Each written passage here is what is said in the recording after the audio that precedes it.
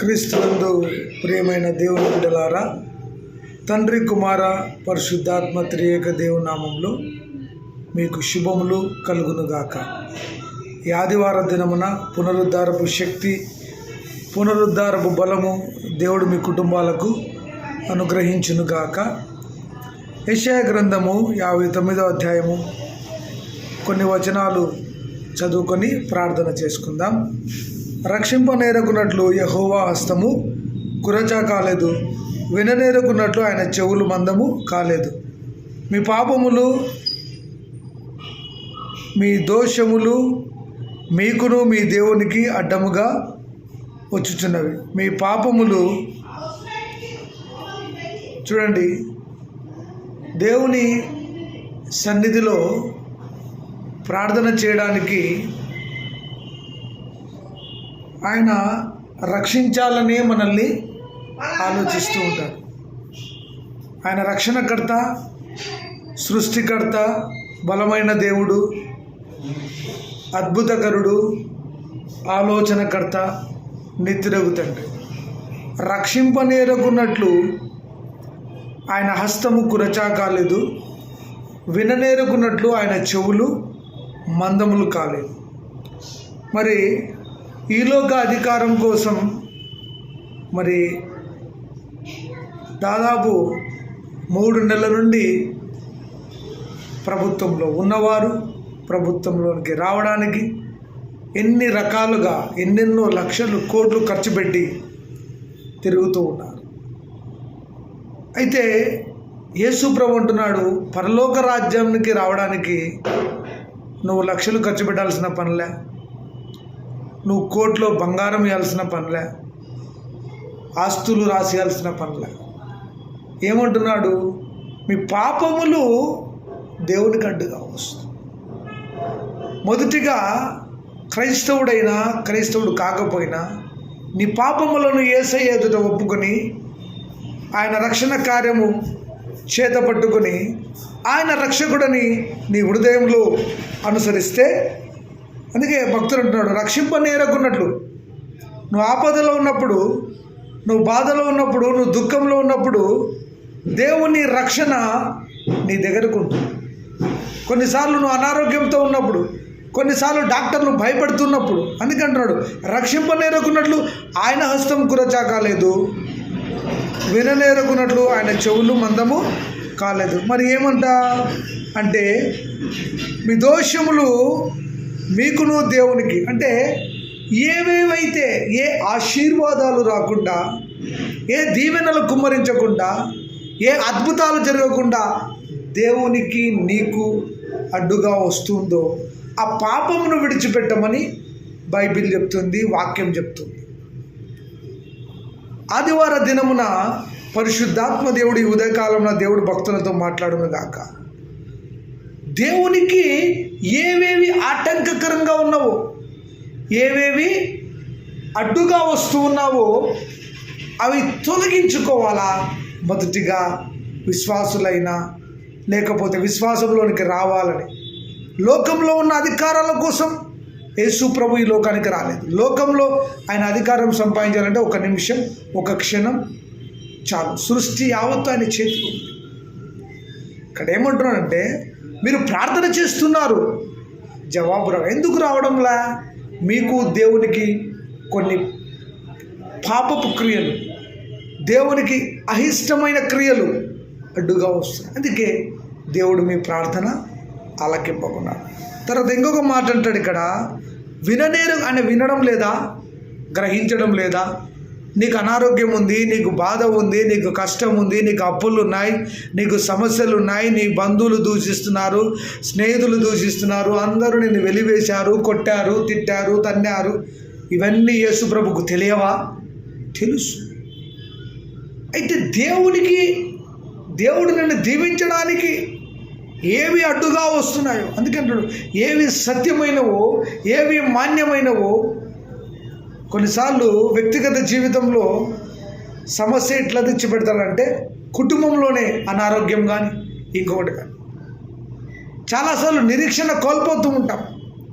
అయ్యో ఎందుకు నా జీవితంలో ఇలా జరుగుతుంది, నేను ప్రార్థన చేస్తున్నా, నేను ఆన్లైన్కి పోతున్నా, నేను ఉపవాసం ఉంటున్నా, నేను లెంటి డేస్లో పాల్గొంటున్నా, ఎందుకు నా జీవితంలో ఇలాంటి సమస్యలు అన్నప్పుడు దేవుడు అంటున్నాడు, నిన్ను సువర్ణం చేయడానికే దేవుడు ఆలోచిస్తాడు.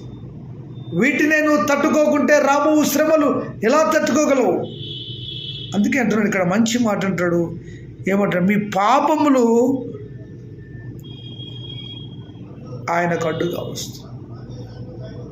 దేవునికి నీకు మధ్య పాపం, దేవునికి నీకు మధ్య శాపం, దేవునికి నీకు మధ్య అగాధం, దేవునికి నీకు మధ్య అహంకారం, గర్వం, మోసం, అబద్ధం, చీటింగ్, బ్లాక్మెయిల్, ఇవన్నీ చేస్తూ ఉంటే దేవుడు ఎలా ఆశీర్వదించగలడు? దేవుని చేత ఆశీర్వదింపబడిన వాళ్ళారా అని పిలిపించుకుంటావా? నా తండ్రి చేత శపించబడిన వాళ్ళారా? దేవుని చేతుల్లో రెండు ఉన్నాయి, అది నీకు చూపిస్తున్నాడు. ఇదిగో ఇది చేస్తే పరలోక రాజ్యానికి నువ్వు కోట్లు ఇవ్వాల్సిన పనిలే, లక్షలు పెట్టి నువ్వు కొనాల్సిన పనిలే, ఫ్రీగా ఉచితముగా ఆయన రక్షణ సువార్త ప్రజలకు ప్రకటింపబడుతున్నది. యేసు ప్రభు దేవుడని, యేసు ప్రభు రక్షకుడని నీ నోటితో ఒప్పుకొని నీ హృదయమందు విశ్వసించినట్లా నీవు రక్షించబడదు. దీనికి మానవుడు ఎన్నో రకాలుగా ఆలోచిస్తాడు. అందుకే అంటాడు యెషయా గ్రంథంలో మంచి మాట, మీ పెదవులు అబద్ధములు ఆడుచున్నవి. ఉదయం లేచినప్పటి నుంచి మోసాలు, అబద్ధాలు, కుట్రలు, వాడిని ఏం చేయాలా, వీడిని ఏం చేయాలా, వాడు నన్ను ఇట్లా చేసినాడు, వీడు నన్ను ఇట్లా చేసినాడు. రాజులు రాజ్యాల కోసం కొట్లాడుతున్నారు, యుద్ధాలు చేస్తున్నారు, అగ్ని కుమ్మరించుకుంటున్నారు, ఒకరినొకరు చంపుకుంటున్నారు, పొడుచుకుంటున్నారు. అయితే పరలోక రాజ్యం కోసం నువ్వు వెలకట్టాల్సిన పనిలే, ఉచితముగా ఆయన రక్షణ నీ ఇంటికి వస్తుంది. యేసు ప్రభు పోతూ ఉంటే పొట్టి జక్కని పిలిచి, నేడు నీ ఇంటికి రక్షణ వచ్చి, హల్లెలూయా. యేసు ఎవరో చూడాలని ఆ జక్కయ్య ఆ చెట్టెక్కి కూర్చున్నాడు. ఆయన పుట్టివాడైన, ఆయన చేసిన వ్యాపారాలు, వడ్డీ వ్యాపారాలు అన్నీ విడిచిపెట్టి యేసు ప్రభు ఆ చెట్టు మీద ఉన్న జక్కయ్యను చూసి, నేడు నీ ఇంటికి రక్షణ వచ్చి. నీ గురించి, నా గురించి యేసు ప్రభు అలా చెప్పగలడా? నీవు అలాంటి సాక్ష్యం పొందుతున్నావు. నీ పాపములు, దోషములు, చీకటి, అంధకారం, మోసం ఆశీర్వాదాలకు అడ్డుగా వస్తున్నాయి. అనారోగ్యాలు తీసుకొస్తుంది సాతానుగాడు. డాక్టర్లు ఏం చెప్తారు? అయిపోయింది, స్కానింగ్లు చూసి ఇది కుళ్ళిపోయింది, అది కుళ్ళిపోయింది, కిడ్నీ, లివర్ అన్నీ పాడైపోయినాయని చెప్తారు. అయితే దేవుని అడుగుదాం, ఏది పాడైపోయినా ఆయుష్నిచ్చే దేవుడు యేసయ్య. దావీదంటాడు, నా దినములన్నీ నీ గ్రంథములో లిఖితాము, ఒకటైనను కాకమునిపే నీవు నన్ను తీసుకో. దేవుడు మానవునికి భూమి మీద ఎన్ని దినాలు, ఫస్ట్ డే, చివరి డే దేవుడు రాసి పెట్టేశాడు. అంతేగా, ఫస్ట్ డేని మార్చలేవు, పుట్టుకను మార్చలేవు, ఆయన మన ఎండింగ్ జీవితాన్ని మార్చలేవు. అందుకే అంటున్నాడు, నీ పుట్టుక, నీ చావు యేసు ప్రభుకు తెలుసు. పాపముల చేత మానవుడు కొట్టుకొని పోతున్నాడు. ఇప్పుడు ఎలక్షన్లో గెలిచడానికి ఒక్కొక్కరు లక్షల కొలది హామీలు ఇస్తున్నారు. ఒక ఆయన కొన్ని హామీలు ఇస్తాడు, ఇంకొక ఆయన కోట్ల కోట్ల కోట్ల హామీలు ఇస్తున్నారు. వాళ్ళు మానవులు కాబట్టి మానవాధికారం కోసం హామీలు ఇస్తున్నారు. కానీ యేసు ప్రభు ఇచ్చిన హామీ ఏమంటే మానవునికి, నేడు నీ ఇంటికి రక్షణ. ఎప్పుడు? పాపాలని విడిచిపెట్టినప్పుడు. ఆయన రక్షించాలనే వస్తుంటాడు రోజు నీ దగ్గరికి, కానీ నువ్వు రక్షకుడిని అంగీకరించవు. టైం లేదు ప్రభా నేను వ్యాపారం చేయాలా, టైం లేదు ప్రభా నేను నా పిల్లల స్కూల్ పంపించాలా, టైం లేదు ప్రభా నేను మరి దేవుని టైం వచ్చినప్పుడు నువ్వు ఈ లోకంలో విడిచిపెట్టిపోతే ఆ నిత్య నరకంలో కాలిపోతావే. ఈ లోక రాజ్యాలు అశాశ్వతమని తెలిసి కూడా ముఖ్యమంత్రులకు తెలుసు, రాజులకు తెలుసు, అధికారులకు తెలుసు. ఇక్కడ మనం ఎన్ని కోట్లు సంపాదించుకున్నా అవన్నీ విడిచిపెట్టి ఎక్కడి నుంచి వచ్చావో అక్కడికి వెళ్ళిపోవాలి. అయితే ఆ మధ్యకాలంలో జరిగేదే యేసయ్య రక్షణ కార్యం. ఆయన రక్షకుడు, ఆయన బలమైన దేవుడు, కుటుంబంలో అన్నీ చూపిస్తూ ఉంటాడు.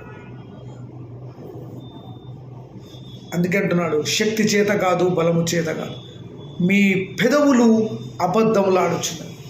ఒకరి మీద ఒకరు నిందలు మోపుకుంటున్నారు, ఒకరి మీద ఒకరు అబద్ధాలు చెప్పుకుంటున్నారు. కుటుంబాల్లో సమాధానం లేదు, బంధువుల మధ్య సమాధానం లేదు, తండ్రుల మధ్య సమాధానం లేదు, అక్క చెల్లెల మధ్య సమాధానం లేదు. Money money money money money, డబ్బు కోసం. డబ్బు ఉంటే, కార్లు బంగ్లాలు ఉంటే, అప్పులు లేకుంటే నీ బంధువులు నీ చుట్టే ఉంటారు. ఏమీ లేదనుకో వస్తారు. నీ ముందర ఎందుకు పనికిరారు వాళ్ళు? ఒకప్పుడు వాళ్ళ జీవితం పెంట కుప్పతో సమానమైనది. దేవుడు వాళ్ళని హెచ్చించినప్పుడు వాళ్ళు గర్వపడుతూ, ఓహో దేవుడు మాకు ఇలా ఇచ్చాడు. నేనేమంటున్నానంటే, అన్నీ కోల్పోయిన యోబు కంటే నువ్వు గొప్పవాడవా?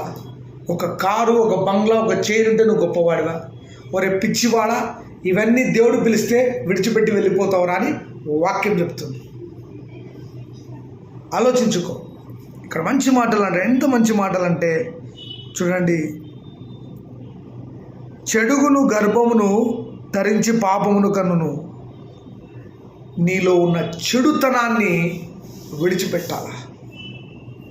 నేను కూడా లోకంలో చాలా తిరిగా, అక్కడికి వెళ్ళా, ఇక్కడికి వెళ్ళా. ఇప్పుడు కూడా నేను చూసిన, ఎక్కడివైనా మన ఆర్థిక సమస్యలు తీరవు, మన బాధలు తీరవు, మోకాళ్ళ మీద ఉండి యేసయ్యని అడిగితే తప్ప. నా జీవితంలో ఎక్కువగా మా అక్కకు క్యాన్సర్ వచ్చినప్పుడు నలిగిపోయిన వ్యక్తిగత సాక్ష్యం. మా తండ్రి అనారోగ్యంతో ఉన్నప్పుడు నలిగిపోయిన. నాకు దేవుడు ఇదిగో ఇలా ఉంది వీడు పరిస్థితి అంటే, మా అక్క విషయంలో ఒకటి, దేవుడు ఒకవేళ ఆమె 2009 కాకుండా 94లో చనిపోవాలా, అట్లాంటి శోధనలు భరించిన ఆయన. కానీ అప్పుడు కూడా దేవుడు ఆమెకు 18 సంవత్సరాలు 20 సంవత్సరాలు ఆయుష్ పెంచాడు. ప్రార్థనలో కూడా మా తండ్రికి 14 సంవత్సరాలు ఆయుష్ పెంచాడు.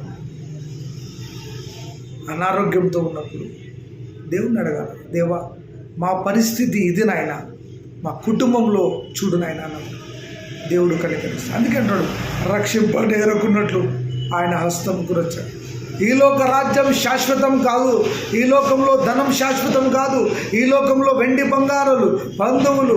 నువ్వు చూడు, నువ్వు బాగా ₹1 కోటి ఖర్చు పెట్టి పెళ్లి చేయి, తర్వాత నువ్వు అప్పుల పాలైపోతే నీ దగ్గరికి ఎవడని వస్తున్నా? ఎవరు చేయమన్నారు ₹1 కోటి పెట్టి పెళ్ళి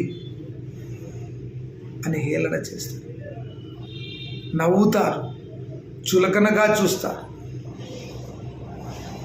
ఇంకా అయిపోయింది, వీళ్ళ కుటుంబం పని అయిపోయింది, ఈ నాయకుడు పని అయిపోయింది, ఈ ప్రార్థనాపరుడు పని అయిపోయింది అన్నప్పుడు, వాళ్ళు అయిపోయింది అన్నప్పుడు దేవుడు లేదు నేను లేపుతాను,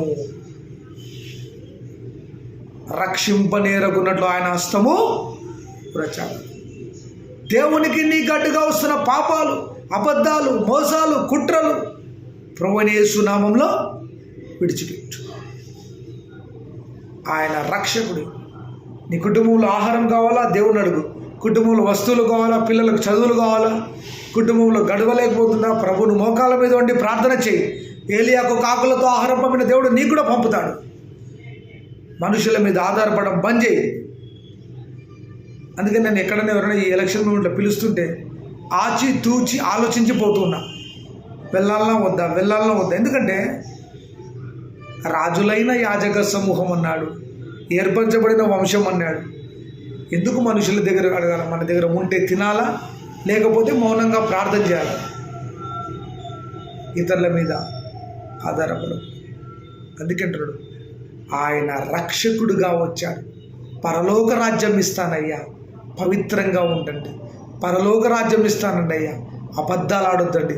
పరలోక రాజ్యం ఇస్తానయ్యా, నేనే మార్గమును సత్యమును జీవన నా ద్వారా తప్ప ఎవరు తండ్రి దగ్గర రాడని వాక్యం ఆయన చెబుతూ ఉంటే, మానవుడు వద్దులేని ఆయన, నరకమే మాకు మేలు, పరలోక రాజ్యం మాకు వద్దులే అని వెళ్ళిపోతున్నాం. ఎన్నో ఆత్మలు నశించిపోతున్నాయి. ఎన్నో గ్రామాల్లో సువార్త లేదు. ఎన్నో పట్టణాల్లో లోకానికి నీకు తేడా ఉండని. ఈ ఎలక్షన్లు, ఈ రాజ్యాలు ఇవన్నీ మామూలే. 5 సంవత్సరాలకు ఒకసారి ఇవి జరుగుతూ ఉంటాయి. వీటి వైపు మన దృష్టి కంటే ఆత్మల రక్షణ కొరకై ఆలోచించు. ప్రార్థన చేయి, నీ ఉన్న చోటే దేవుడు పంపిస్తాడు. ఎన్నో మంది ఇంకా సువార్త తెలియలేదు. ఎన్నో ప్రాంతాల్లో యేసు ప్రభు బిడ్డలు లేరు ప్రకటించడానికి. కొడుతూ ఉన్నారు, చంపుతూ ఉన్నారు, ఉమ్మిస్తూ ఉన్నారు, తిడుతూ ఉన్నారు. అయినా ప్రభు, ఎందుకంటే క్రైస్తవుడైనందుకు నువ్వు బాధ అనుభవించాల, అందుని బట్టి ప్రభును స్తుతించు. ఆయన పాపములో మనం ఉండి దేవుణ్ణి, అయ్యా నేను నా కుటుంబంలో చేసిన పాపములు క్షమించని ప్రభుని అడిగినప్పుడు ఆయన ఆశీర్వదిస్తాడు. ప్రార్థన చేసుకుందాం.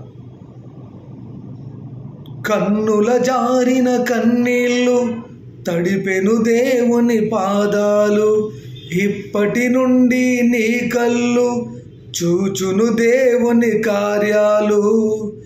ఉందిలే దీవేనా ఎందుక వేదన, పొందిన యాతన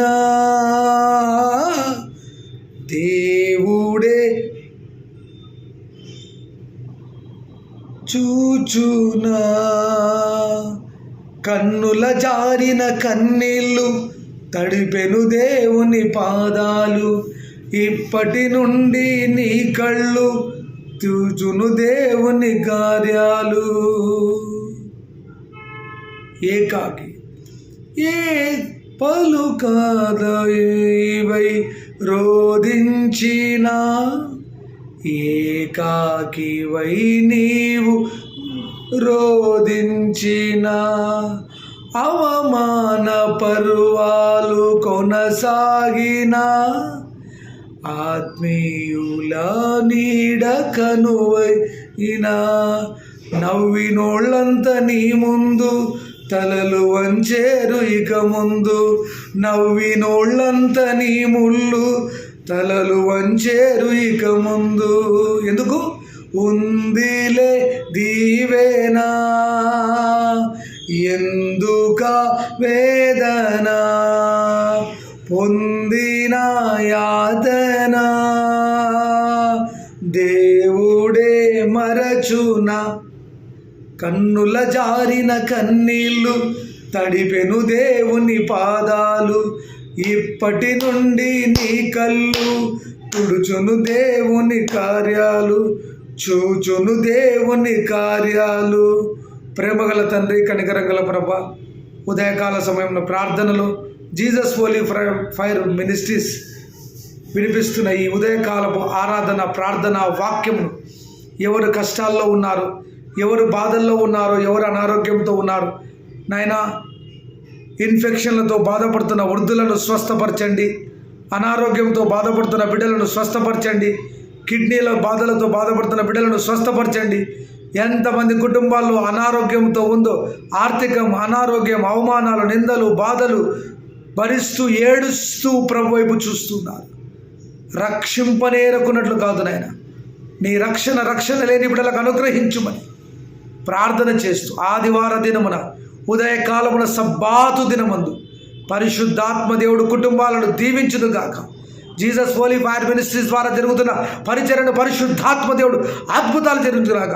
అనేక ఆత్మలు నశించిపోతున్నాక సువార్త ప్రకటించడానికి నీ శక్తిని విడుదల ఇచ్చేయండి. దేశం కొరకు, రాజుల కొరకు, అధికారుల కొరకు నేను ప్రార్థన చేస్తూ మంచి నాయకులను ఎన్నుకొని, ప్రభువా నీ చిత్తమైతే మీరే ఒక మంచి నాయకులను ఎన్నుకునేటట్లు ప్రజలకు జ్ఞానమును దయచేయమని యేసు నామములో అడుగుతున్నాం తండ్రి. జీసస్ హోలీ ఫైర్ మినిస్ట్రీస్ కోసం ప్రార్థించండి. అనుదినము దేవుడు మీ కుటుంబాల కోసం ప్రార్థన చేస్తున్నాం.